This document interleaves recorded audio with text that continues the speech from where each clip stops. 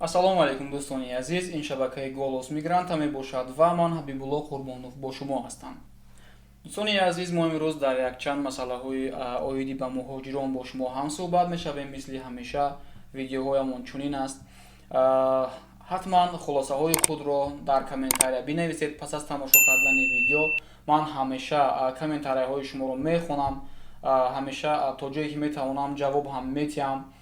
дӯстони гиромӣ, ба шумо гуфтанӣ ҳастам ки барои бо ман ҳамсӯҳбат шудан бисёриҳо рақами телефон мепурсанд. Агар ман рақами телефони худро нависам, шукри худо ки шумо ҳам 150 000 нафар ҳастед ва умуман дигар ин телефонро маҷбур мешаванд ки партоям. Аз ҳамин хотир ин инстаграми мо ҳаст. Дар инстаграм даромада нависед, то вақте ки то ҷое ки имкон ҳаст зурам мерасад ҷавоб медиҳам ҳатман. Ва гуфта намонам барои онҳое ки агар мехоҳанд сарҳади Қазоқистонро гузашта ҳуҷҷатҳои худро дуруст бикунанд, барои рафтану омадан дар ин боду ҳавои гарм мошинҳои беҳтарин ки салқин аст, кондитсионер дорад ва таҷрибаи 15-сола доранд, мошинҳои Акаи Муҳиддинро ба шумо тавсия медиҳем. Марҳамат, занг занед. мо қариб 1 сол шуд ки бо ин бародар сару кор карда истодаем ва аз кори инҳо хуб огоҳ ҳастем. хуб дӯстони азиз, аввалин мавзӯе ки мо гап мезанем инам заҳролуд шавии 50 нафар муҳоҷири тоҷик дар шаҳри Одинцова дар яке аз коргоҳи дари пластикӣ мебаровардагӣ ки шаби 22 июн рух дод. Пас аз хӯрдани хӯроки шом онҳо заҳролуд шуданд ва соати 1 шаб буд ки ҳамаро дарди шикам гирифт, баъзеҳо аз ҳуш рафтанд ва ба мо аз тарафи консулгаи Тоҷикистон маълумот доданд ки дар соати 1 шаб ба онҳо ҳам хабар доданд. Онҳо хиста рафтанд ва ба мо гуфтанд ки мошини ёри таҷлиро занг задем, дар коргоҳ онҳо ҳам буданд ва то ҷое тавонистем якчанд нафарро дар мошини худам онбор кардем, боқимондаҳоро дар мошини ёрии таҷлӣ, яъне скорой помощ, ва ҳамаро ба беморхона бурдем. дар аввал муҳоҷиронро ба ҳар беморхонаҳо тақсим карданд ва аз ҳамашон як балиса, як инфексиони ҳамон ҷо оварданд. дар аввал бачаҳои тоҷикро барои надоштани суғурта, яъне ки страховой полис, беморхона қабулашон накард ва зуд вақте ки аз тарафи консулгарӣ ба корхона муроҷиат карданду онҳоро гуфтанд ки коргарои шумо ҳаст, ягон хулоса, ягон чора бубинед. дар натиҷа корхона ба оҳдаи худ гирифт ҳамаи хароҷотҳое ки барои муҳоҷирон карда шуд. укол карданд, баъзеҳоро капел монданд, баъзеҳоро дору доданд ки дохилашонро шушта тоза карданд ки заҳрҳое ки дар дохили баданашон буд зудтар барояд. ва барои чӣ ман сари вақт ин хабарро нагуфтам, яъне ки дар ин рӯз гуфта истодаам, ман сабр кардам ки натиҷаашро ба шумо бигӯям. дар он шаб қариб ҳамаро ҷавоб доданд, бачаҳое ки худро камтар нағз ҳис мекарданд ва онҳое ки зиёдтар заҳролуд шудагӣ буданд, иммунитеташон паст буд. 12 нафари онҳо он шаб дар он ҷо монданд. 2 нафарашон вазъияташон хиловазбин буд ва шукри худо дар давоми 1 сутка онҳо ҳам оҳиста оҳиста нағз шуданд. онҳоро ҳам ҷавоб доданд, ҳамаашон ба хайр ҷамъбаст шуд ва нафароне ки ошпаз буданд дар ин корхона, ӯзбекҳо буданд, сарошпазҳо, повар, онҳоро полис бо худ гирифта бурд.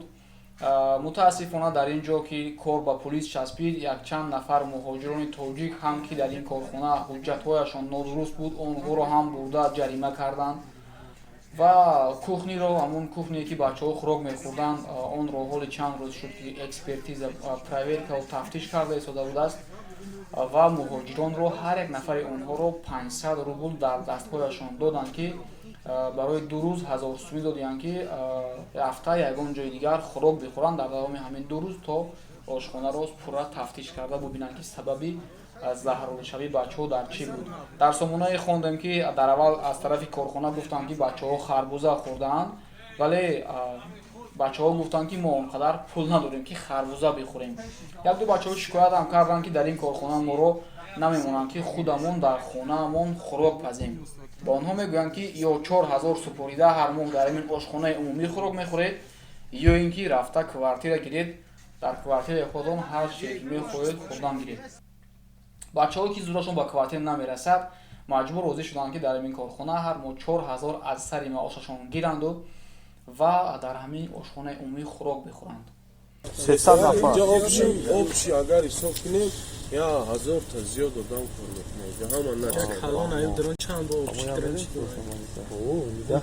از اون بیران آمد چودا اونجا او نام پام بود دیان اما پیشنهاد پسناد یا اون چیزی ندارم میگم فقط او میگه تا اوی بگاز خیلی مای پول اینا اونجا ماگازین باشه این همین رابطه هم به چراغش چند جو خریده است چی خودش نه ساسکات ما خوردم نمیدونم میگه اوش خیلی سالاتش بود میگه چی همینا ما نمیخرم ما جان جو قطعی نمیخرم سو میخرم هم خوردگی شیدم ده من خوردم یا اکو گذاشت آیا دختر گذاشت کم تر در کرو اکو موشین کتی رفت اومد کردیم من درست که ایادم برو مده آدمو وزمین بود.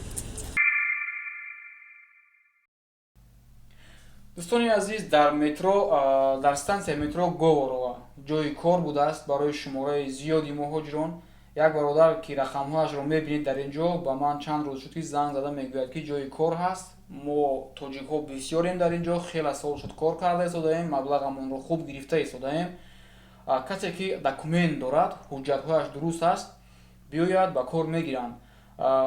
ман чӣ гуфтанӣ ҳастам, шумо худатон бародаро худатон ба ақл ҳастед, худатон хуб мефаҳмед, рафта бубинед. агар кор ба шумо маъқул шуд, бо ҳуҷҷат ки бошад ҳатман шартномаи корӣ бубандед ва баъдан кор кунед. ман агар намекардам ин бародарро ба шумо муаррифӣ намекардам, ман ҳам намедонам ки оё ин ҷо аниқ аст, дуруст аст ё ки нодуруст аст. мабодо ки рафта дуруст бошад, ман ба шумо тавсия надиҳам ин ҷоро, шояд аз даст меравад кори нағз. ва бисёриҳо бекор хобанд ки ҳар рӯз ба ман менависанд ки акай ҳабиб дар ягон ҷо ҷои кор нестай, рафта кор кунем. ва шояд агар хато бошад ҳам ман ҷавоб намегӯям. дӯстони азиз, худатон рафта бубинед, дар онҷо бачаҳои тоҷик ҳастанд, кор мекунанд, аз онҳо бипурсед ки чӣ хел аст, муносибат чӣ хел аст, шарту шароит чӣ хел аст, маошгирӣ чӣ хел аст. агар маъқул шуд, марҳамат кор кардан гиред. барое ки ман агар пурсупорсам ки бикунам, нафаре ки хоҳад ки дурӯғ бигӯяд, манро ҳамин хел хушрӯ дурӯғ мегӯяд ки ва баъд дар охир корашро мекунад. аз ҳамин хотир худатон рафта бубинед ва муайян кунед. баъд боз кори дигар ҳаст, ба ман гуфта буданд дар Кировский област. дар Кировский област 10 нафар муҳоҷир мард дар кор аст. агар бо оилаҳояшон бошад боз хубтар. албатташ ки кори занона ҳам ҳаст, вале занҳое ки бо шавҳарашон бояд бошанд дар он ҷо. корхонаи марди тоҷик аст, аз кадом бобои ҳоҷӣ будааст. ва рақамҳое ки дар ин ҷо мебинед, занг занед, ҳатман муҳоҷирон бояд худашон аз Кировский област бошанд. агар бо шумо суҳбат мекунанд, агар маъқулашон шавед, ба шумо ҳатто ҳуҷҷат ҳам карда метиҳанд. чӣ хеле ки ба ман ваъда карданд, ман ҳамин чиро ба шумо гуфта истодам. кор ронандагӣ, разнорабочий, стройка ҳамин хеле кор аст. агар ситораҳо маъқул афтад, ба шумо ҳуҷҷат ҳам мекунанд. ва онҳое ки ба оилаҳояшон ҳам бошанд, муроҷиат кунед, боз хубтар. илтимос карданд ки нафароне ки дар ҳамон Кировский област ҳастанд, ҳамонҳо занг зананд, боз хубтар мешавад. касоне ки хоҳиши харидани телефонҳои мобилиро дошта бошанд, метавонанд муроҷиат намоянд.